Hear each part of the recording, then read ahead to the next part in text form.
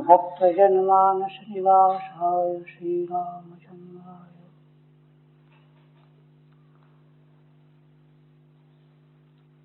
वागीशाय यस्य वदने लक्ष्मीर्यस्य च वक्षसि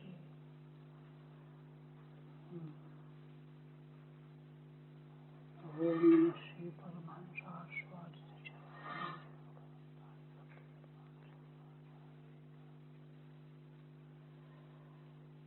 यस्यास्ते हृदये संवित्तं नृसिंहमहं भजे विश्वसर्गविसर्गादि नवलक्षणलक्षितं श्रीकृष्णाख्यं परं धाम जगद्धाम नमामि तत्।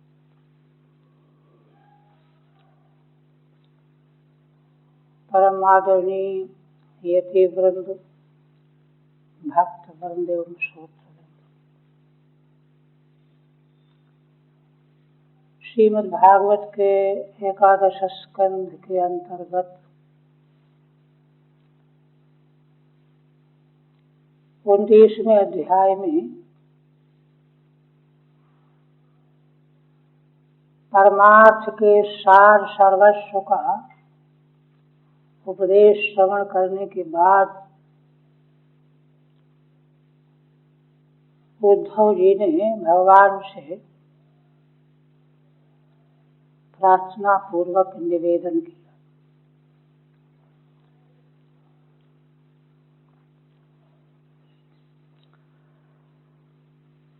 पिछले अध्याय का जो परमार्थ दर्शन है इतनी उच्च कोटि का है कि जिसका साक्षात्कार करने वाले महान पुरुष लोटपोट हो जाते हैं। पदार्थ वैज्ञानिक एक आर्किमिडीज नाम के वैज्ञानिक हुए, तो हमने पढ़ा था कि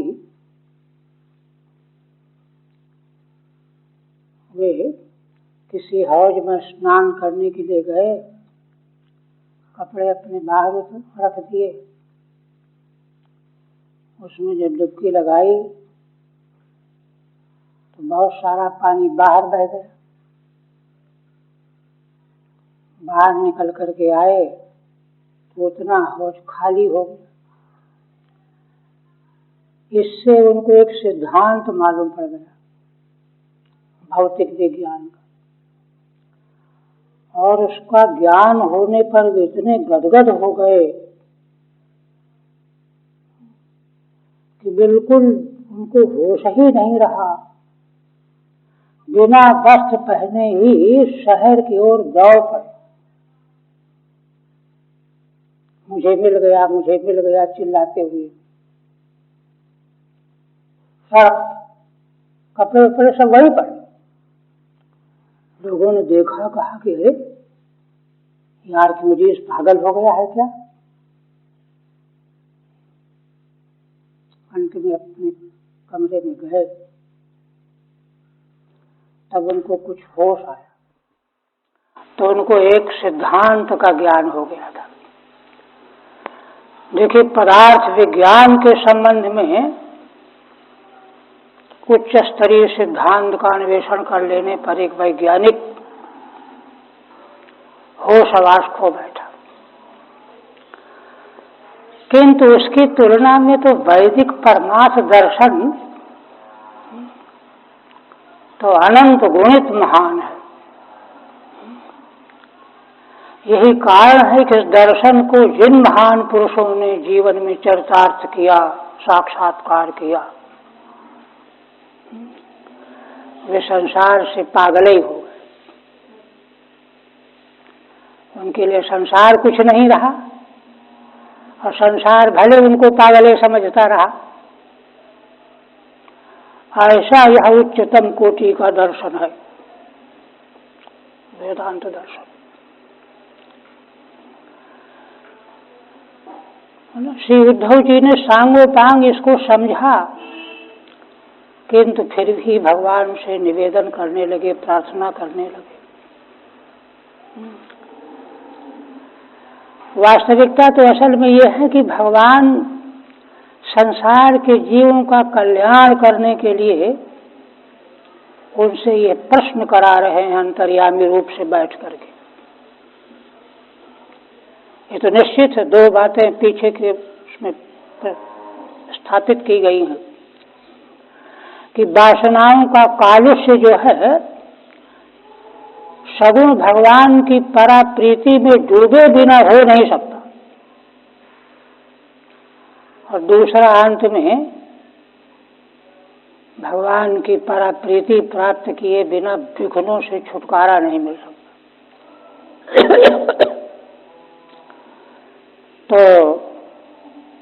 यह सब समझते हुए भी उद्धव जी गदगद होकर के भगवान से जो प्रश्न कर रहे हैं, उद्धव जी के प्रश्न में जो रहस्य व्यक्त किया गया है वो बहुत ही मनन करने योग्य है। उन्होंने महान प्राचीनतम आदर्श का हवाला दिया। यही कारण है कि हंसा है ना, सारा सार विवेकी ना, सार और असार का विवेक प्राप्त करने वाले हंस जन, विवेकी जन, कर्म योग और ज्ञान योग के अभिमान से थक करके आपके मंगल में चरणों का आश्रय लेते हैं।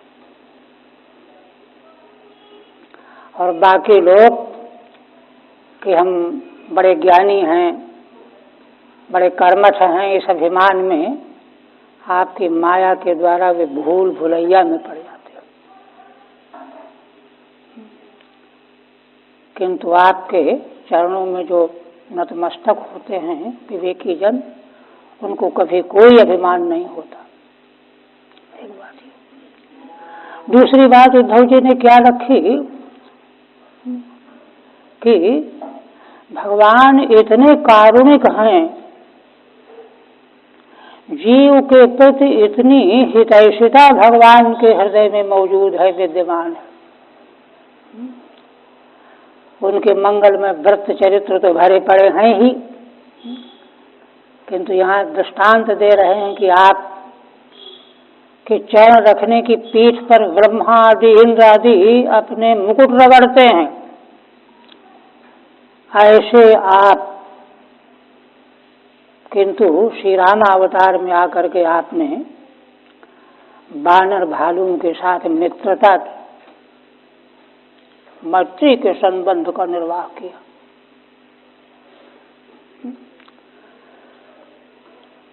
असल में वैदिक दर्शन के अनुसार अवतारवाद का जो सिद्धांत है इतना उत्कृष्ट है, इतना ऊंचा है,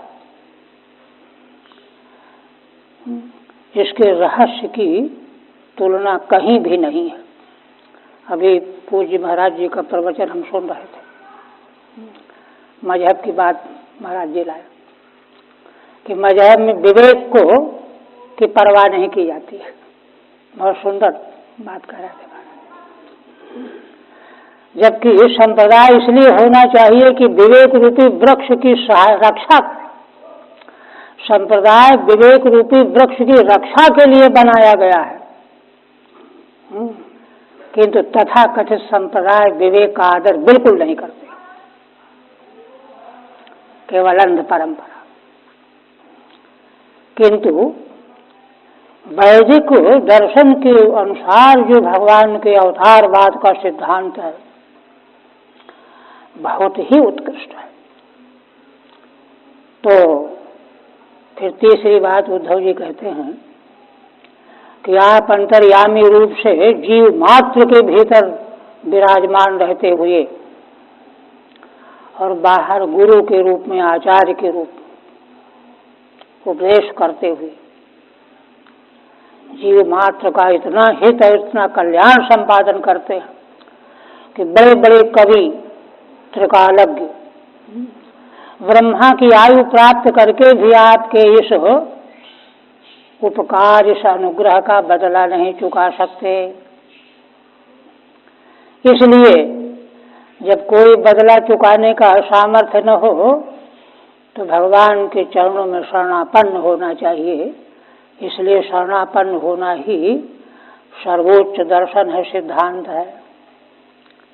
इस प्रकार का भाव व्यक्त करते हुए उद्धव जी ने पूर्ण जो परमार्थ दर्शन है उसकी कठिनाई का चिंतन करते हुए उसको सहज रूप से कैसे प्राप्त किया जा सकता है, आप कृपा करके वह मार्ग बताइए, ये प्रश्न था। उसका उत्तर भगवान अब आगे देने जा रहे हैं। इस संबंध में देखिए, जो ज्ञान मार्ग और भक्ति मार्ग का जो विश्लेषण है, इसको महान पुरुषों ने सुलझाया है। उसका एक मौलिक दर्शन वेदांत में हमको प्राप्त होता है। ब्रह्मसूत्र में संभवतः दूसरे पाद में, प्रथम अध्याय के दूसरे तीसरे पाद या अन्यत्र भी भाष्यकार भगवान शंकराचार्य कहते हैं, द्विविधम ही ब्रह्म वेदांतेषु उपदिश्यते। वेदांत शास्त्रों में परम ब्रह्म का स्वरूप दो रूप में उपदेश किया गया है, निरुपाधिकम ज्ञेय रूपम और सोपाधिकम ध्येय रूप, है ना। माने ब्रह्म तत्व तो एक ही है, किंतु उसको प्राप्त करने के लिए, उसका साक्षात्कार करने के लिए वेदांत सूत्रों में, वेदांत श्रुतियों में उसका दो रूप में उपदेश किया गया है। एक ज्ञेय रूप में निरुपाधिक ब्रह्म तत्व के रूप, और दूसरा ध्येय रूप में सोपाधिक। और देखिए, ये दोनों रूप जो हैं, ध्येय और ज्ञेय, इन दोनों में बाल के बराबर भी फर्क नहीं, अंतर नहीं है। वस्तु तत्व तो एक है, जिसकी ओर भागवतकार सूत जी ने संकेत किया कि जीवन का उद्देश्य लक्ष्य है जीवस्य तत्व जिज्ञासा नार्थो यश्चेह कर्म भी। धर्मादि पुरुषार्थ मीमांसा के प्रसंग में प्रथम दूसरे अध्याय में प्रथम स्कंद में आया है। मनुष्य जीवन का लक्ष्य, अंतिम उद्देश्य क्या है? तत्व साक्षात्कार। तत्व जिज्ञासा माने तत्व साक्षात्कार। जिज्ञासा शब्द का साक्षात्कार अर्थ में परिवसान है, अर्थात तो ब्रह्म जिज्ञासा में भी वह तत्व क्या है? तो वदंत तत्तत्व विदस तत्वम ये ज्ञान मद्वयम ब्रह्मेति परमात्मेति भगवानेति शब्द। वह तत्व जो जीवन का अंतिम लक्ष्य है, परम निश्चय है, परम परमार्थ है, उसको ब्रह्म शब्द के द्वारा, परमात्मा शब्द के द्वारा, भगवान शब्द के द्वारा कहा जाता है।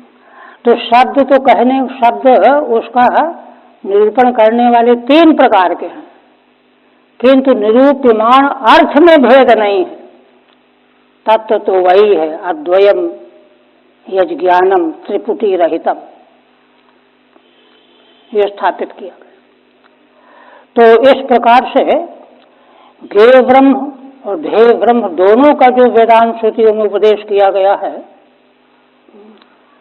वह उस तत्व का साक्षात्कार के सौविध्य के लिए वेदों में निरूपण किया गया है, वर्णन किया गया है। तो इस दृष्टि से और एक अलग बात यह है कि भगवान के असल में अवतार का जो परम पारमार्थिक प्रयोजन है, वह जीव के कल्याण के लिए है। जीव का उद्धार, जीव का कल्याण भगवान के अवतार के बिना हो नहीं सकता।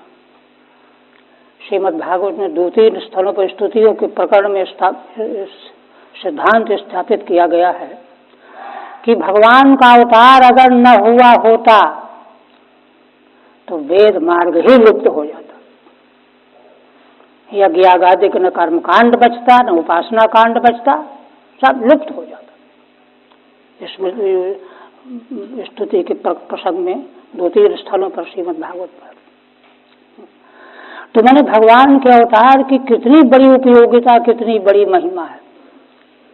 यहाँ भी देखिए श्रीधर स्वामी अपने स्तुति में क्या कहते हैं, विश्व सर्ग विसर्गादि नव लक्षण लक्षितम। विश्व सर्ग विसर्ग जो 10 पदार्थों का वर्णन श्रीमद् भागवत में है, तो उसमें अंतिम तो आश्रय है, वो तो तत्व ही है ना। विश्व सर्ग विसर्गादि 9 लक्षणों से लक्षित वह आश्रय तत्व, वह क्या है? श्री कृष्णाख्यम परम ब्रह्मो जगद्धाम नमाम तत्। परम जगद्धाम नमाम तत्। वह 9 लक्षणों से लक्षित जो तत्व है, वह भगवान श्री कृष्ण ही परम धाम माने गे निरुपाधिक ब्रह्म, और जगत धाम माने सोपाधिक ब्रह्म, ध्येय ब्रह्म। स्तुति वचन में ध्येय और गे दोनों रूप में भगवान श्री कृष्ण को प्रणाम किया है। जगत धाम श्री कृष्णाख्यम परम धाम जगत धाम नमाम तत्। वे परम धाम भी हैं और जगत धाम भी वे ही हैं। इसलिए इसका मतलब यह है, क्योंकि देखिए वेदांत की जो सर्वोच्च श्रुतियां हैं प्रतिपादन करने वाली, उनका क्या कहना है? ब्रह्मै वेदम सर्वम आत्मै वेदम सर्वम, सर्वम खल वेदम ब्रह्म तज्जरांतोपासी। माने अंतिम तत्व जो है सब कुछ ब्रह्म ही है, सजाति विजाति स्वगताद भेद त्रयशून्य, आत्मै वेदम सर्वम। अंतिम जो यही बात तो पिछले अध्याय में स्थापित की गई 28वें में परमार्थ दर्शन के रूप में। किंतु यह दर्शन प्राप्त कैसे हो, इसको प्राप्त करने के लिए ध्येय ब्रह्म की अपेक्षा है। उसी ध्येय ब्रह्म की जिसकी बहुत बड़ी अपेक्षा है। देखिए निर्विशेष श्रुतियों का कि संख्यागत गिनती गिनी जाए तो बहुत कम मात्रा है, सविशेष श्रुतियां अधिक। 80,000 कर्म कांड, 16,000 उपासना कांड, 4,000 ज्ञान कांड, वेदों के मंत्रों में विभाजन है। इसी प्रकार से निर्विशेष ब्रह्म का प्रतिपादन करने में तो ज्यादा बोलने नहीं, वहां तो बस तत्व है, नेति नेति कह दिया। किंतु उसको प्राप्त कराने के लिए जो ध्येय ब्रह्म का जब प्रतिपादन किया गया है, तो वह विविध प्रकार से किया गया है। और विविध प्रकार से करने का रहस्य यही है कि उस प्रकार से ही वह वस्तु उपलब्ध होगी। उसी प्रकार से यहाँ उसी दृष्टि से भगवान उद्धव जी के द्वारा किए गए प्रश्न का समाधान करने जा रहे हैं, भागवत धर्म का उपदेश करने जा रहे हैं। और देखिए यहाँ उपक्रम में श्रीधर स्वामी ने बताया है कि भक्ति मार्ग का भी बड़े विस्तार से इसी स्कंध में निरूपण हो चुका है। समग्र भागवत में तो यथातथ निरूपण होता ही आ रहा है, किंतु स्वयं भगवान के द्वारा भी उद्धव जी ने पीछे कई बार प्रश्न किया है, तो उसका विश्लेषण भगवान ने विस्तार से किया है।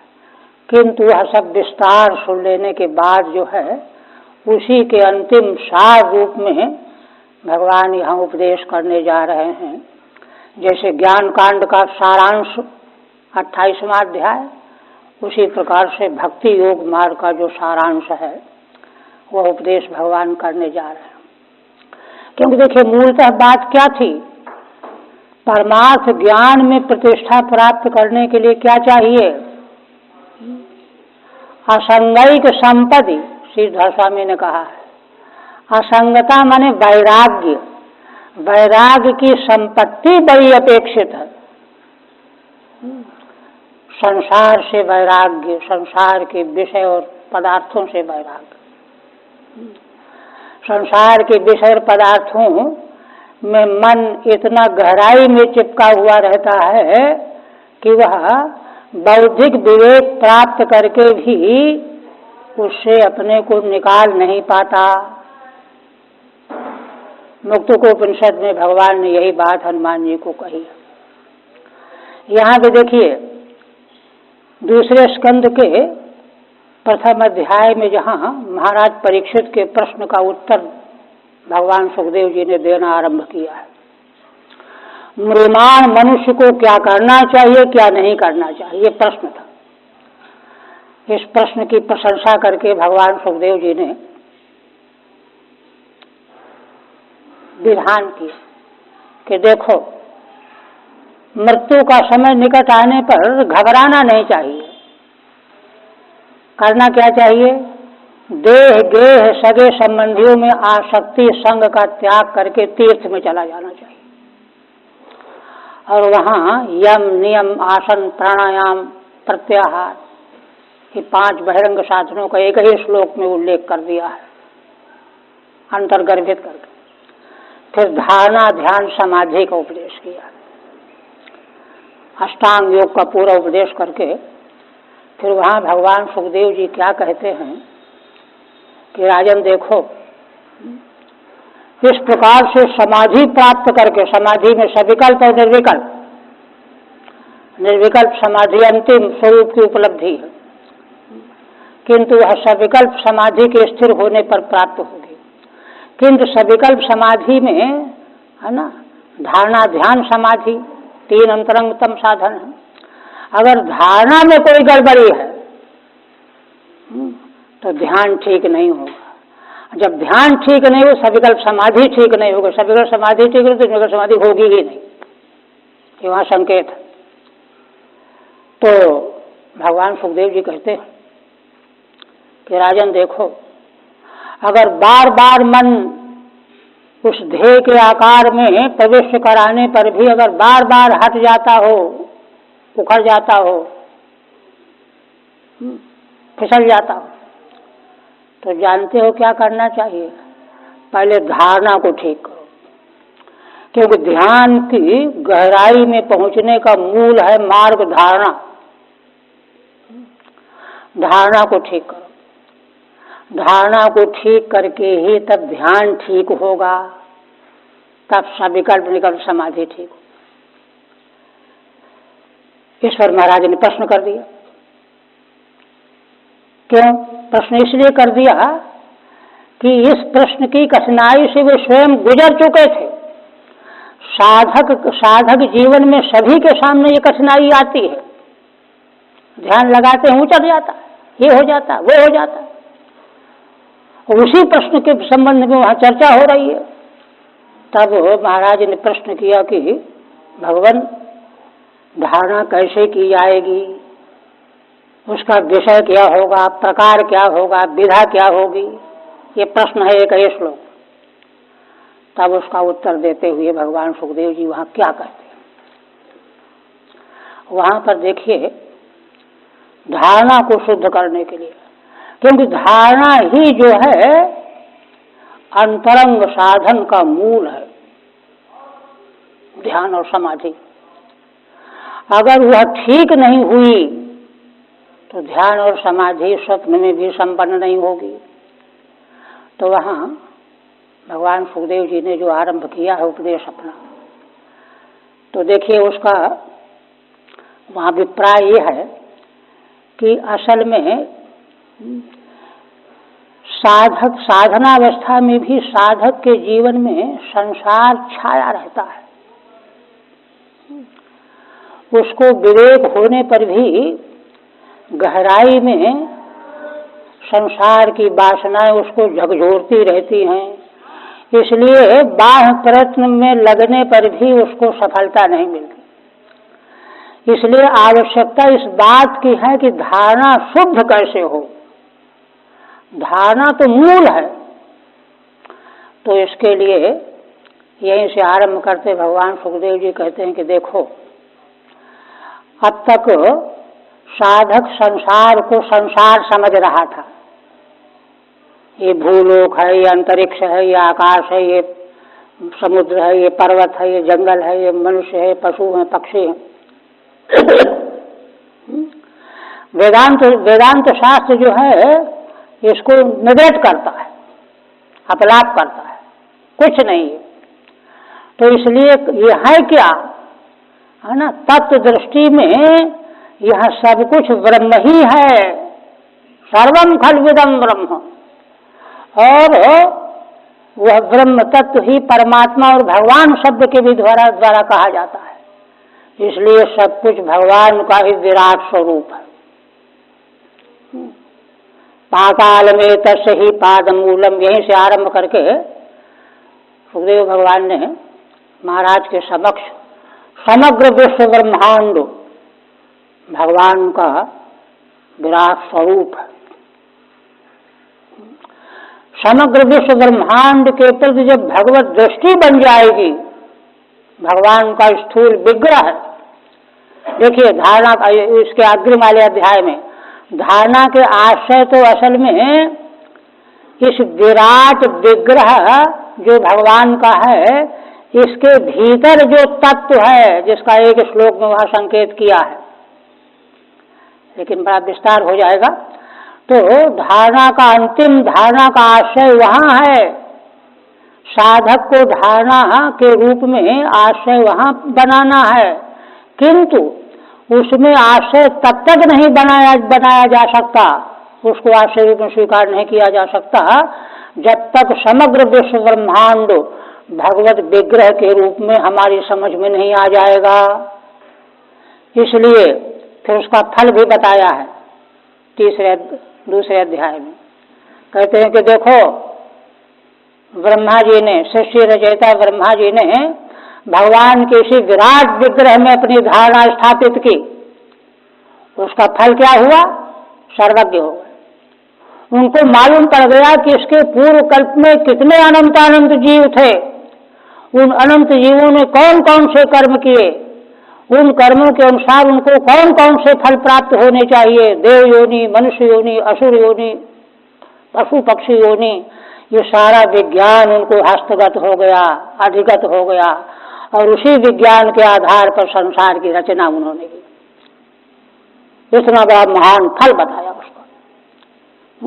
कहते हैं इतनी सिद्धि हो जाने के बाद वहां मूल में कहा है कि भगवान का जो सूक्ष्म स्वरूप है, तात्विक स्वरूप है, जिसको ज्ञेय स्वरूप कहा जाता है, उसको धारणा का आश्रय वही व्यक्ति बना सकता है, अन्यथा बना ही नहीं सकता है। यह कह करके फिर आगे प्रतिपादन किया, फिर विषय आगे बढ़ा। माने एक तरह से श्रीमद् भागवत का आधार स्तंभ है यह वर्णन वहां। और इसी तरह से देखिए श्रीमद् भागवत के 10वें स्कंद के 14वें अध्याय में जहां ब्रह्मा जी ने भगवान के चरणों में नतमस्तक होकर के बार बार चरणों में गिर पड़ते थे, स्तुति करने लगे, भ्रमित हो गए थे। ब्रह्मा जैसे जब भ्रमित हो सकते हैं तो और की क्या चलाई। तो वे क्या कहते हैं कि भगवान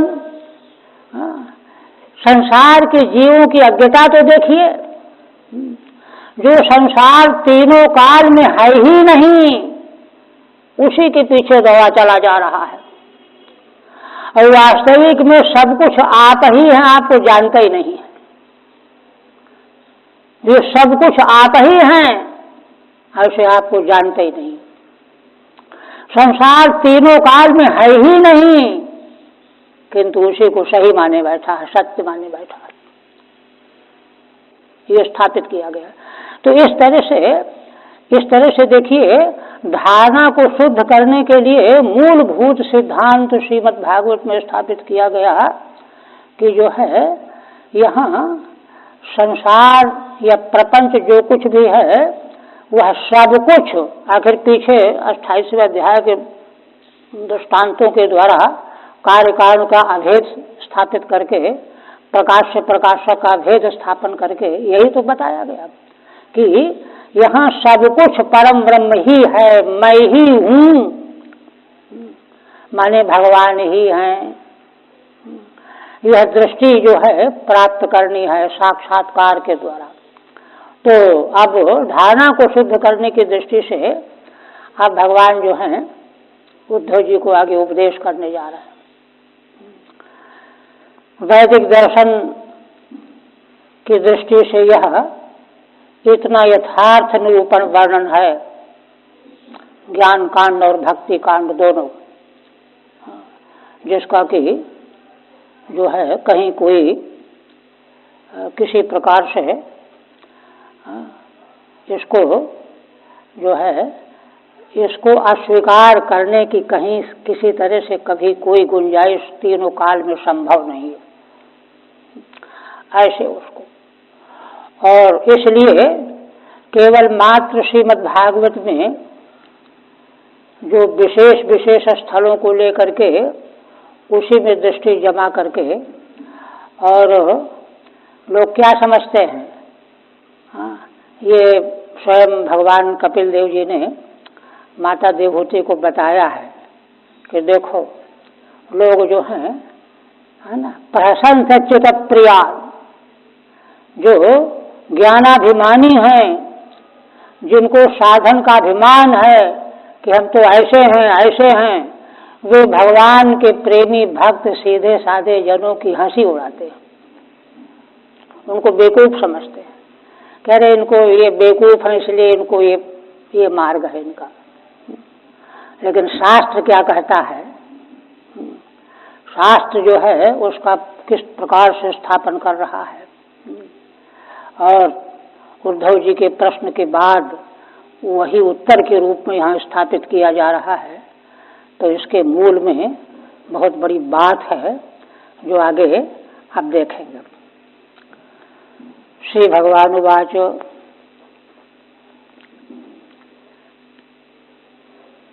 उद्धव जी के प्रश्न के उत्तर में उद्धव जी ने कहा कि आप मुझको अनुशासित करो, जिससे अनायासेन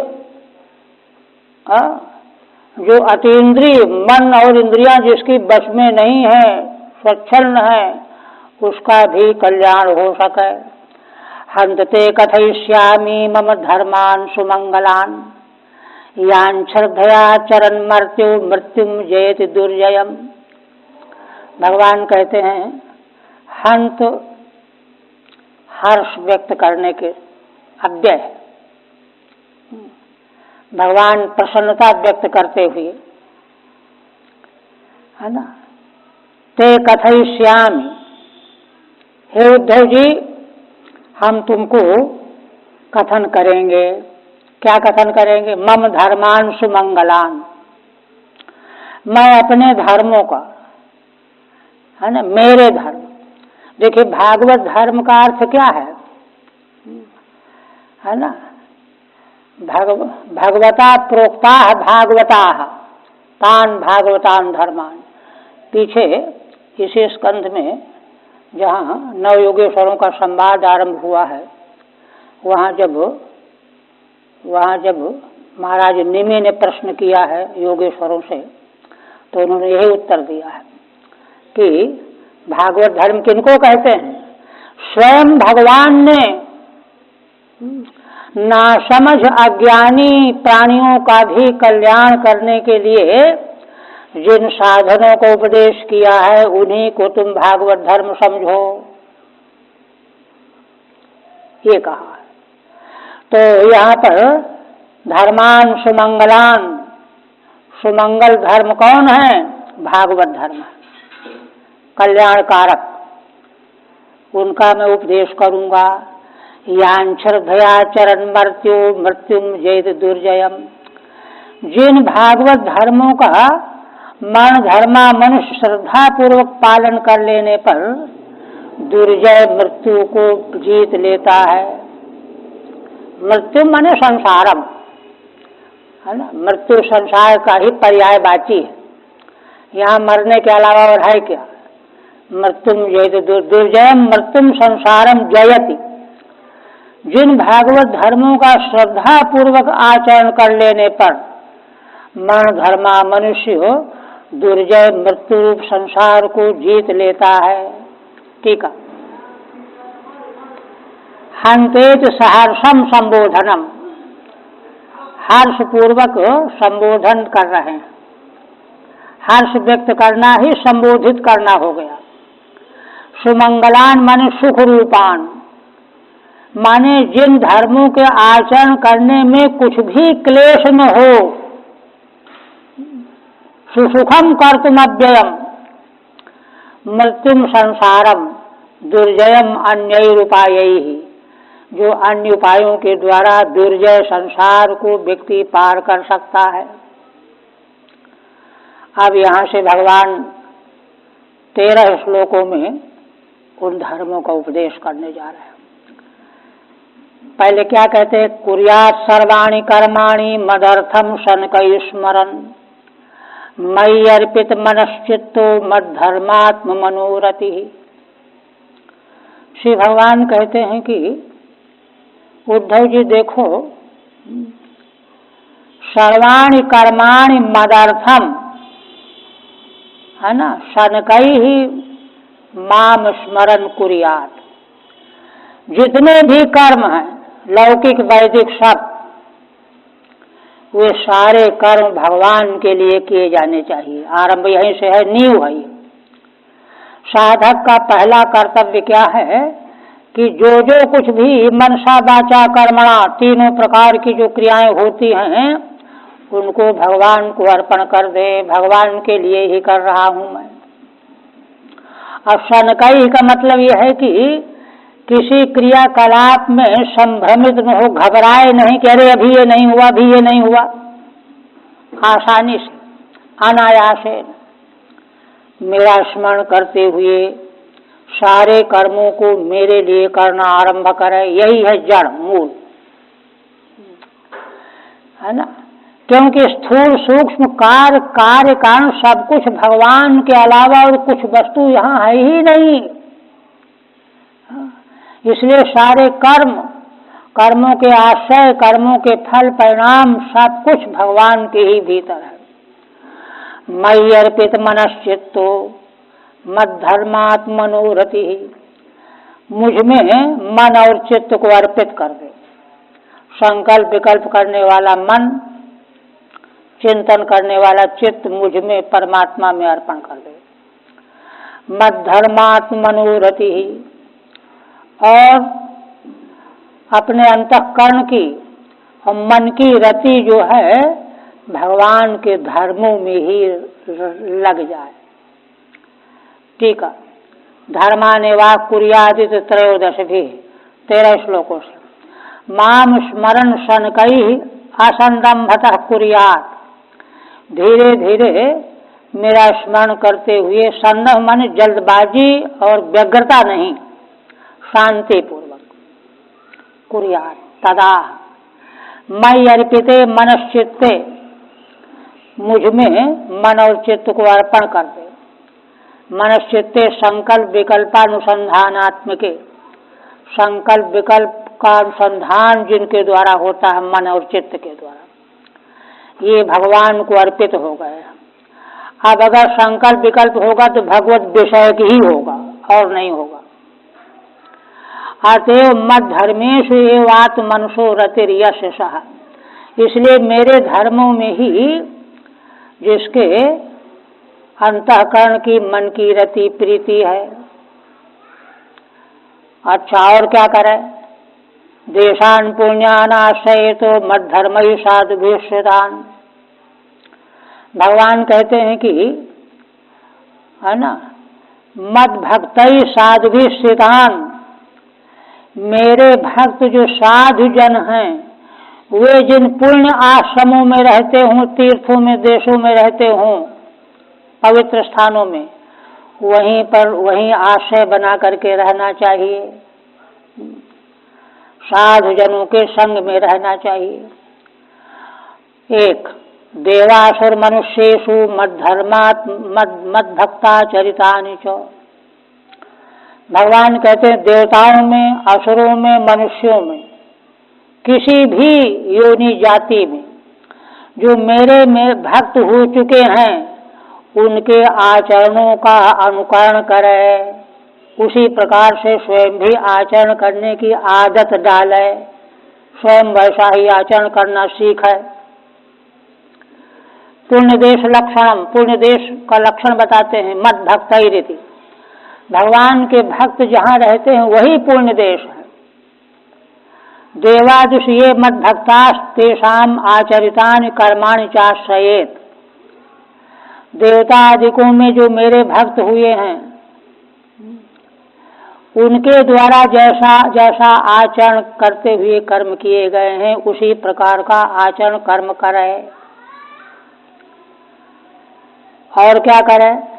पृथक सत्येण वा मह्यम पर्व यात्रा महोत्सवान कारयेद गीत नृत्यादैर महाराज विभूति भी।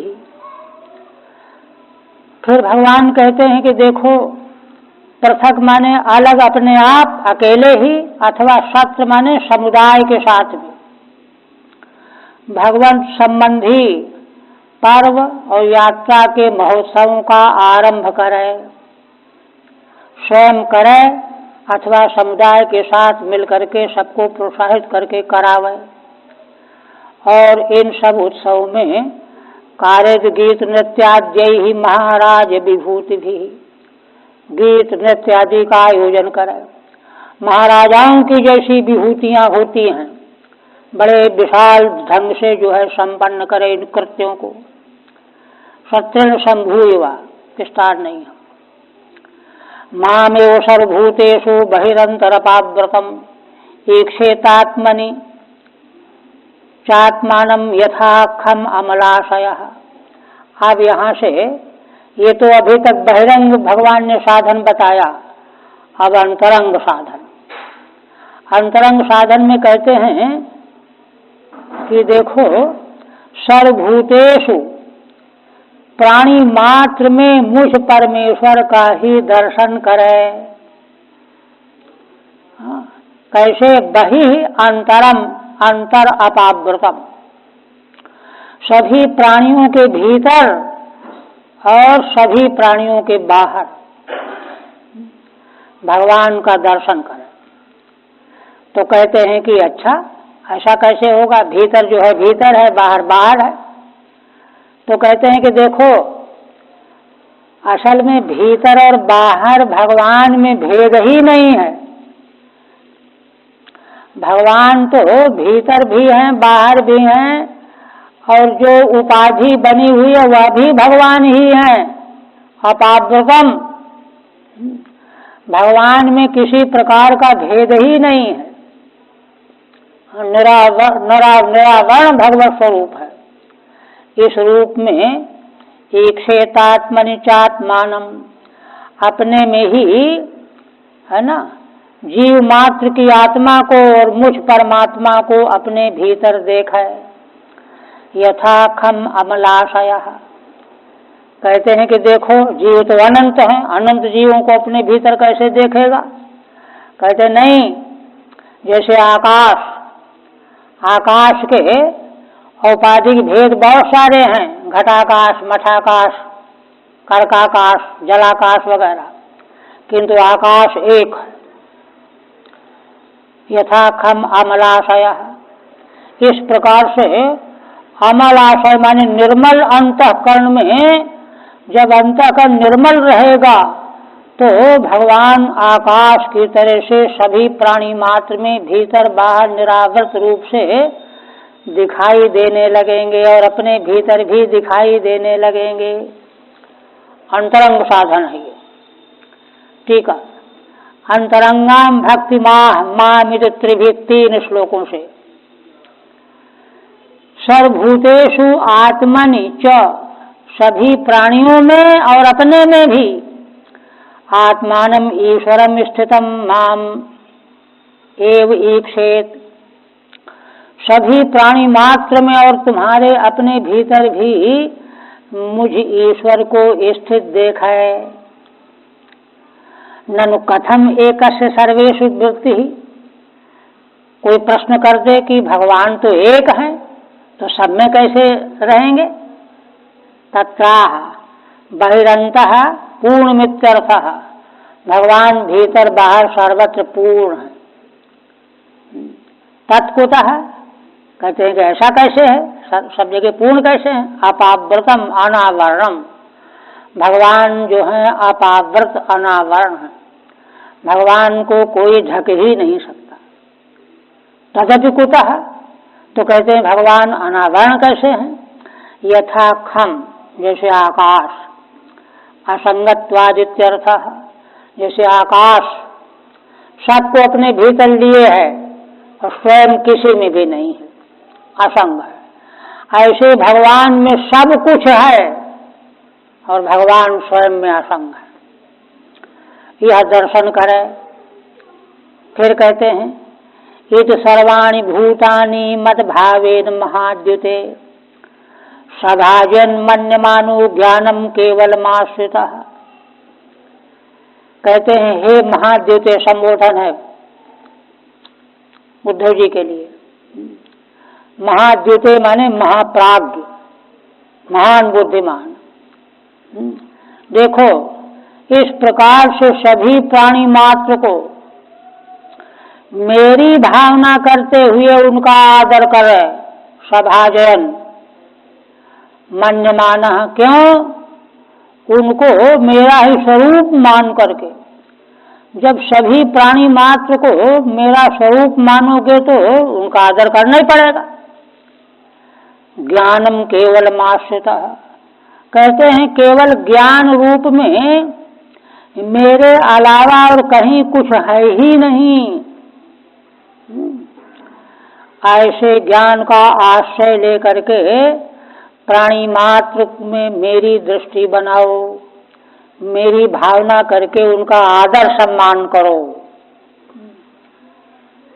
ठीक है, हे महाद्युते अति प्राज्ञ, अतिशय प्राज्ञ बुद्धिमान, इत्यनेन प्रकारेण केवलम ज्ञान रूपाम दृष्टिम आश्रितः, इस प्रकार से ज्ञान रूपा दृष्टि का आश्रय लेकर के सन सर्वाणि भूतानि मद भावेन मन्यमानः, सभी प्राणियों को मेरी भावना से देखते हुए उनको मानते हुए सभाजन पंडितो मतः इत्युत्तरेणान्वयः, ऐसा करने पर ही तुम पंडित की दृष्टि से समझे जाओगे, माने विद्वान माने जाओगे। आगे के श्लोक में अन्वय है। आगे क्या है? कहते हैं देखो ज्ञान का आश्रय लेकर के जीव मात्र में, प्राणी मात्र में भगवत भाव जब किया जाएगा तो क्या होगा? ब्राह्मणे पुलकशे स्तेने ब्रह्मण्ये अर्के स्फुलिंग के अक्रूर के चैवो समदृक् पंडितो मतः, इन सबों के प्रति समान दृष्टि रखने वाला जो साधक है वही पंडित माना जाता है ना। ब्राह्मणे पुलकश, जातितः कितना अंतर है? ब्राह्मण सर्वपूज्य, पुलकश चांडाल, है ना। जाति से कितना बड़ा अंतर है। स्तेन चोरी करने वाला, और ब्राह्मण माने जो ब्राह्मण भक्त है, ब्राह्मण को सब कुछ दान करने वाला, है ना। ये कर्म से फर्क है। अर्के स्फुलिंग के, सूर्य और चिनगारी, है ना, ये जो है स्वरूप में अंतर है। कहाँ सूर्य कहाँ चिनगारी। अक्रूरे क्रूर के चैव, अक्रूर जो किसी के प्रति क्रोध करने वाला नहीं है, दूसरा क्रूर चाहे किसी का हत्या कर सकता है। समदत पंडितो मनः, इन सब में समान दृष्टि रखने वाला ही पंडित माना जाता है। ठीक है। ननु उत्तमाधम मध्यमेषु एक रूपेण सभाजनम अपांडित्यमेव स्यात्। कहते हैं कि अरे उत्तम मध्यम और अधम को एक रूप देखने लगेंगे तो मूर्खता मानी जाएगी। सद्धान सभासद का इससे एक ऐसा पांडित्य है। अपांडित्यमेव स्यात् पूज्य पूजादि व्यतिक्रमात्, क्यों? क्योंकि सबको बराबर कर दिया, पूज्य को भी वैसे और अपूज्य को भी वैसे। इत्याशंक, इसी आशंका होने पर कहते तामेव ज्ञान दृष्टि प्रपंच है। वह ज्ञान दृष्टि को भगवान स्पष्ट करते हैं। ब्राह्मणे थी विषमे सब समदृक् समम मामेव पश्यन्, विषमों में भी समान दृष्टि यह ज्ञान दृष्टि है। समम मामेव पश्यन्, सम रूप में मुझे ही देखता हुआ। देखिए, भेद असल में त्रिपुटी में होता है।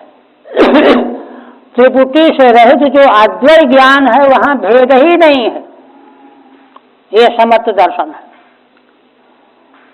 वैषम्य में चतुर्धा दर्शयति, वो विषमता ही 4 प्रकार से भगवान व्यक्त कर रहे हैं। ब्राह्मणे पुलकसेति, जाति तो वैषम्यम, जाति से विषमता है ना। ब्राह्मण जाति में सर्वोत्कृष्ट है, पुलकस सबसे निकृष्ट है। पुलकसो आंत्यज जाति विशेष, पुलकस आंत्यज जाति विशेष है चांडाल आदि। इस्तेने ब्रह्म स्वहारिणी, चोरी करने वाला माने ब्राह्मण का धन भी जो चुरा लेने वाला, और ब्राह्मणे माने ब्राह्मणे भ्यो दातरी, ब्राह्मणों को सब कुछ दे देने वाला ब्राह्मण। इति कर्मतः, कर्म से भेद है। ऐसे ही अर्के विस्फुलिंगे, सूर्य में और चिंगारी में गुणतः भेद है। अक्रूरे शांते क्रूरे चेत, स्वभावतः स्वभाव का भेद है। इस सब के भीतर जो है समान दृष्टि, अद्वैत दृष्टि चाहिए। फिर कहते हैं कि अरे ऐसा करने लगेंगे तो लोग देख करके हंसेंगे कि कैसा है आदमी ये। तो देखिए क्या कहते हैं, विसृजिस्मयमानान् स्वान् दृशं व्रीडाम्, अच्छा नरेश भीक्षम मदभावम पुरुषो भावयतो चिरात्, स्पर्धा सूया तिरस्कारा साहंकारा वियंति ही। देखिए, भगवान कहते हैं कि मनुष्य मात्र में अभीक्षम माने पुनः पुनः बार बार जो मनुष्य भगवत भाव की भावना करता रहता है, अचिरात माने बहुत समय तक, वर्षों तक, तो उससे क्या होता है, स्पर्धा सूया तिरस्कारा साहंकारा वियंति ही। स्पर्धा, असूया गुणों में दोष देखना, तिरस्कार, अहंकार, ये सब खत्म हो जाते हैं। देखिए, जो जिस धारणा की चर्चा पहले हमने उठाई है ना, उस धारणा का जो है विलय हो गया। संसार को संसार के रूप में जो धारणा बनी हुई है, तो वहीं तो स्पर्धा भी है, असूया है, तिरस्कार है, अहंकार है, हम बड़े हैं, छोटा है, हमारे सामने कोई क्या है। हाँ, संसार दृष्टि में ही ये सब है, और यह धारणा ही जो है ध्यान में पहुंचने नहीं दे रही है। किंतु यह बात जब प्राणी मात्र में भगवत दृष्टि जब प्राप्त हो गई, ये सारे विकार जो है समाप्त हो गए, धारणा शुद्ध हो गई। अब ध्यान और समाधि में विलंब नहीं होगा। ठीक है। नरेषु ईश्वर दृष्टि कुर्वतः सद्य फल विशेषमाह, प्राणियों में ईश्वर दृष्टि करने वाले को शीघ्र फल विशेष प्राप्त हो जाता है, उसको नगद देख लो।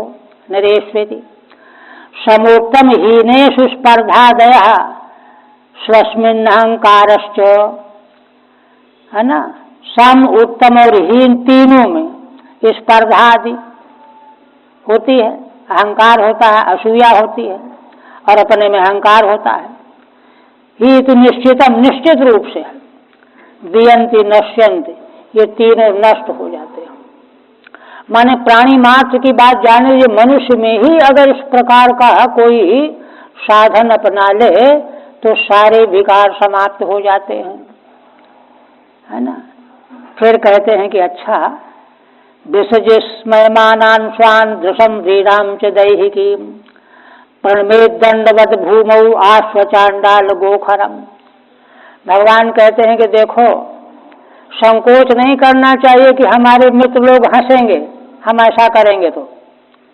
स्मयमानान्, मुस्कुरा रहे हैं, देखो देखो क्या करने जा रहा है, जो अपने हैं, सगे संबंधी हैं। दृशम, और दृष्टि में क्या है, अरे ये तो हमारे सामने कुछ भी नहीं है, इसको हम क्या नमस्कार करें। व्रीडा लज्जा, व्रीडाम च दैहिकीम, देह की ओर दृष्टि जाती है तो लज्जा आती है ना। कहते सब छोड़ करके, ये सब उपद्रव है, ये तो संसारा शक्ति के लक्षण हैं। जो संसार तीनों काल में है ही नहीं, उसी के गर्त में डूबा हुआ साधक जो है कैसे आगे बढ़ पाएगा। प्रणमेत दंडवत भूमौ आश्व चांडाल गोखरम, डंडे के समान जमीन पर गिर करके साष्टांग, आश्व चांडाल गोखरम, कुत्ता आंग अभिव्याप्ति अर्थ में आंग उपसर्ग है, चांडाल गौ, खर माने गधा, निकृष्टतम उत्कृष्टतम सब में सबके प्रति पृथ्वी पर साष्टांग प्रणाम करना चाहिए। ठीक है। अतो अंतर्यामीश्वर दृष्टिया सर्वान् प्रणमेदित्याह, क्योंकि सभी प्राणी मात्र के भीतर अंतर्यामी रूप से भगवान विद्यमान है। विसृजेति स्मयमानान हसतः स्वान सखीन, जो तुम्हारे अपने मित्र जन हैं वे हंसेंगे, तुम सोच करके तुमको लज्जा आएगी, अरे इनके सामने कैसे करें। तथा दैहिकीम दृशम अहम उत्तम, और देह की दृष्टि से मैं तो उत्तम हूँ, ये तो कुत्ता है, ये गधा है। सतु नीच इति दृष्टिम, अपने को उत्तम और उसको नीच दृष्टि, तया दृशा या ब्रीडा, और इस दृष्टि से जो ब्रीडा लज्जा आती है, ताम च विसृज्य, उसका त्याग करके, स्वचांडालादीन अभिव्याप्त प्रणमेत, कुत्ते चांडाल पर्यंत सबको प्रणाम करना चाहिए। अब एक सीमा भगवान बता रहे हैं, यावत् सर्वेषु भूतेषु मद्भावो नोपजायते तावदेव मुपासीतो वांग मनः काय वृत्तिभिः। भगवान कहते हैं कि जब तक समस्त जीव मात्र में, प्राणी मात्र में मेरा भाव उत्पन्न न हो जाए, किसी के प्रति भी क्षुद्र दृष्टि न रह जाए, तावद एवं उपासितो, तब तक इस प्रकार की यह उपासना करनी चाहिए। उपासना है, देखिए ये ध्येय ब्रह्म की उपासना है। वांग मन काय व्रत भी, वाणी मन और शरीर और व्यवहार के द्वारा, वृत्ति के मतलब क्या हुआ, सबको भोजन दो, सबको बीमार हो गया उसको दवा दो, सबकी मदद करो, ये वृत्ति, वृत्ति माने बर्ताव। राम गीता में भगवान लक्ष्मण जी को उपदेश करते हुए कहते हैं, यावन्न पश्येद अखिलम मदात्मकम तावन मदाराधन तत्परो भवेत। जब तक सारा विश्व ब्रह्मांड मेरा स्वरूप ही है ऐसा न दिखाई देने लगे, तब तक मेरी आराधना में तत्पर रहना चाहिए। प्रतिमा जी की पूजा में, पाठ में तो कहते हैं कि ऐसा करते करते ऐसा हो जाएगा, दिखने लगेगा। तो भगवान कहते हैं कि हाँ, क्यों नहीं दिखेगा। श्रद्धालुत्युजित भक्ति लक्षण, जो श्रद्धालु है उसके हृदय में जब भगवान के प्रति भक्ति अत्यंत ऊर्जित हो जाएगी, वृद्धि को प्राप्त हो जाएगी, यस्तस्य दृश्यो महान निसंहृदि, ऐसा जो मेरा भक्त है ना, उसको मैं रात दिन दिखने लगता हूँ, मेरे अलावा उसको कुछ दिखता ही नहीं है, मैं उसको रात दिन दिखाई देने लगता हूँ। ये साध्य है, असंभव है।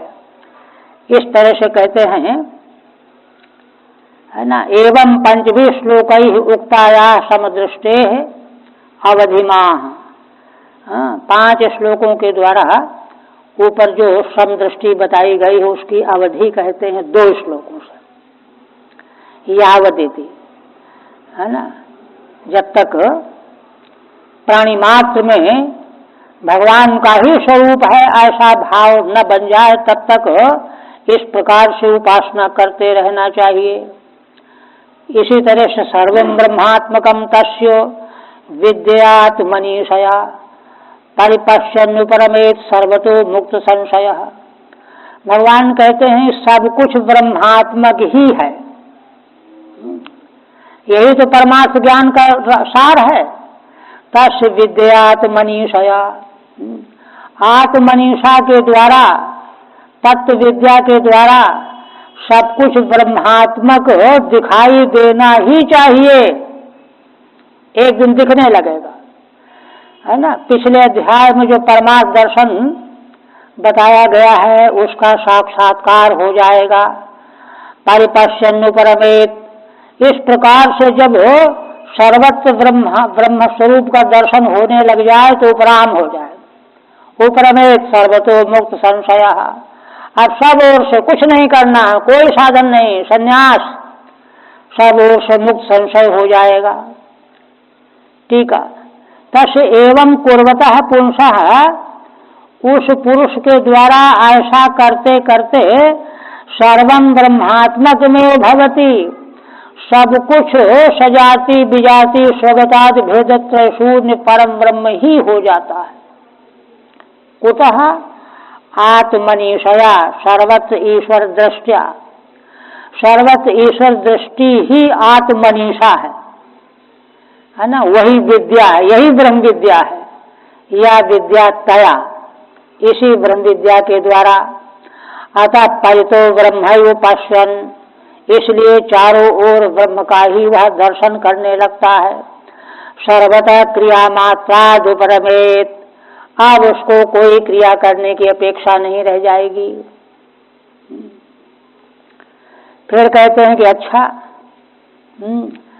अयम ही सर्वकल्पानां सद्धि चीनो मतो मम, मद्भावः सर्वभूतेषु मनोवाक्काय वृत्तिभिः, है ना।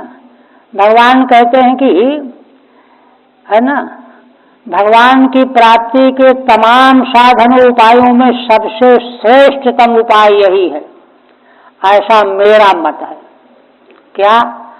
मद्भावः सर्वभूतेषु मनोवाक्काय वृत्तिभिः, प्राणी मात्र में मन वाणी शरीर और वृत्ति के द्वारा जीव प्राणी मात्र में मेरा भाव प्राप्त कर लिया जाए, यही सबसे बढ़कर के साधन है, उत्कृष्टतम साधन है।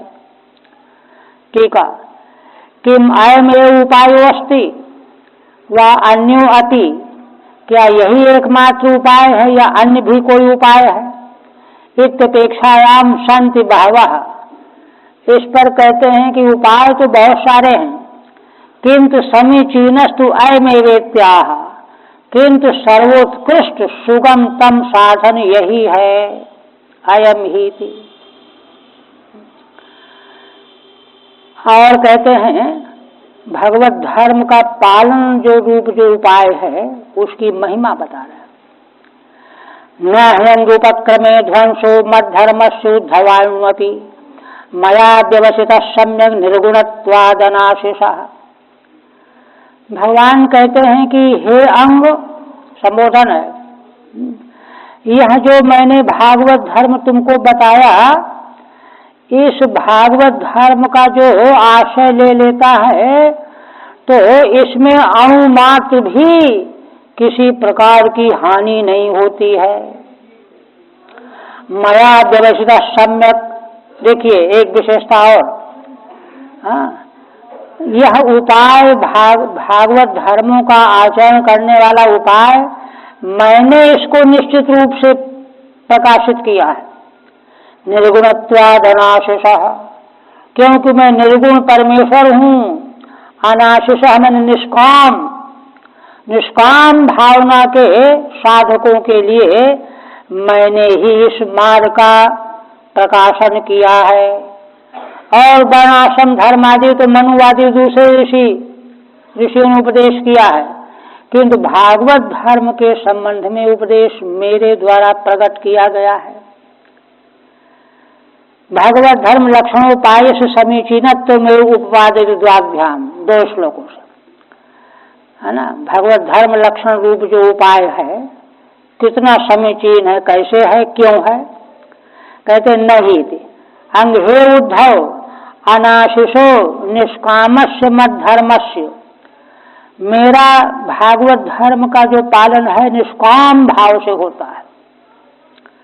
इसके उपक्रम में सति अन्वपि सदपि वैगुण्यादिभिर्नाशो नास्ते हो, इसमें थोड़ा सा भी वैगुण्य जो है इसको नुकसान नहीं पहुंचा सकता, कुछ भी नुकसान नहीं पहुंचा सकता। यह तो मयि निर्गुणत्वादयम धर्म, क्योंकि मैं ही निर्गुण होने के कारण मैंने अपने इस धर्म को प्रकट किया है। सम्यक व्यवसितो निश्चितो न तो मनुवाद मुखे न, मनुवादी के द्वारा मैंने यह नहीं कहलवाया है, यह तो मैंने स्वयं ही इस उपाय का को प्रकाशित किया है। कथनचित यो यो मयि परे धर्म कल्पते निष्फलाय चेत तदायासु निरर्थ स्यात् भयादेर्यो सत्तम। अब एक और महिमा बता रहे हैं। भगवान कहते हैं कि देखो, मुझ परमेश्वर में जो जो भी क्रियाकलाप भक्त चाहे निष्फल ही क्यों न हो अगर अर्पण कर देता है तदायासु निरर्थ स्यात्, तो उसके द्वारा अर्पण किया जाने वाला वह कर्म क्रियाकलाप धर्म बन जाता है। यद्यपि है वो निरर्थ, उससे कोई फल नहीं है, होना नहीं चाहिए, किंतु भयादेर्यो सत्तम। भगवान कहते हैं जैसे कोई व्यक्ति भयभीत हो गया, शेर आ गया, भयभीत हो गया, तो भगवान को अर्पण कर दो। डर के मारे भाग रहा है तो अपने भगने को भगवान को अर्पण कर दो।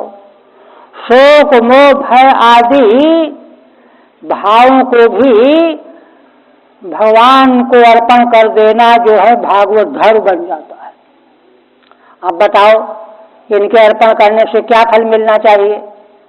कहते हैं कि नहीं, भगवान कहते हैं कि ऐसे निरर्थक भय शोक आदि भावों को भी जब मेरा भक्त मुझको अर्पण कर देता है तो वह अर्पण करना जो है उसका परम धर्म बन जाता है। ये महिमा है भागवत धर्म की। किंच यो अयम अर्थ, भावार्थ क्या है? किम वक्तव्यम मत धर्म से न ध्वंसहिति, है ना। मेरे प्रति किए गए भागवत धर्म का कभी भी नाश नहीं होता, इसको तो कहना ही क्या है कैमुतिक न्याय से। यह तो लौकिको पियोजो व्यर्थो व्यर्थ आयास, जबकि लौकिक भी जो जो निरर्थक व्यर्थ का आयास अर्पण कर देता है साधक, सोपि मयि परे निष्फलाय चेत कल्पते, वह भी मुझ परमेश्वर में निष्फल माने किसी आकांक्षा से नहीं, अगर कल्पित कर देता है, अर्पित कर देता है, निष्कामतया अर्पित चेतर धर्म एव स्यात्, तो भी वह धर्म ही हो जाएगा। हाँ, ये नहीं है कि इसलिए भयभीत हो रहा है भगवान को अर्पण कर रहा है कि भगवान जो है हमारी रक्षा कर देंगे, ये कल्पना न करे कोई। फल की कल्पना किए बिना केवल भगवान को अर्पण है, जो कुछ भी है भगवान को अर्पण है, तो जो है वह धर्म हो जाएगा। निरर्थायास दृष्टांत है, निरर्थायास में दृष्टांत क्या है? यथा भय शोकादेर हेतु पलायन आक्रंदनादि क्लेशस्तद्वत्, जैसे भय का समय उपस्थित हो, शोक का समय उपस्थित हो, तो भय का समय उपस्थित हो तो लोग व्यक्ति भागने लगता है, पलायन करता है। शोक का समय उपस्थित होता है तो रोने लगता है। तो पलायन और शोक क्रंदन इनकी परिस्थिति उपस्थित होने पर ये भी भगवान के चरणों में समर्पित हैं, ऐसा संकल्प कर लेने पर वह भी धर्म बन जाता है। ये महिमा है। अब इसके बाद जो है एक दीजिए वाला, ईशा बुद्धिमताम बुद्धिर मनीषा च मनीषिणाम यत् सत्यम अनृते नेह मरते नाप्नोति मामृतम। देखिए इस सब का सार भगवान अंतिम में प्रस्तुत कर रहे हैं। बुद्धिमताम ऐसा बुद्धि ही, जो बड़े बड़े बुद्धिमान अकलमंद हैं उनकी बुद्धि की महिमा यही है एक। अब मनीषिणाम मनीषा च, जो बड़े कुशल बहुज्ञ हैं उनकी मनीषा माने चतुराई भी यही है। क्या माने सर्वोत्कृष्ट बुद्धि और सबसे बड़ी चातुर्य चतुरता। क्या यत् सत्यम अनृतेनेह मरते नाप्नोति मामृतम। देह जो है मन धर्मा है, मिथ्या है, अनृत है, इसको प्राप्त करके जो मनुष्य सत्य मुझ अमृत परमात्मा को इसके द्वारा प्राप्त कर लेता है तो समझिए कि वह बुद्धिमान में सबसे बड़ी बुद्धि वाला है, चतुरों में सबसे कुशल चतुराई वाला है। ये अतो मद भजन में बुद्धिर विवेकस्य मनीषायास चातुर्यस्य फलमित्याह। इसलिए श्रीधर स्वामी कहते हैं कि भगवान का भजन ही बुद्धि माने विवेक और मनीषा माने चातुर्य, इन दोनों का अंतिम फल यह है। ऐसा इति तामिर दर्शयति। क्या है फल? सत्यम अमृतम च माम।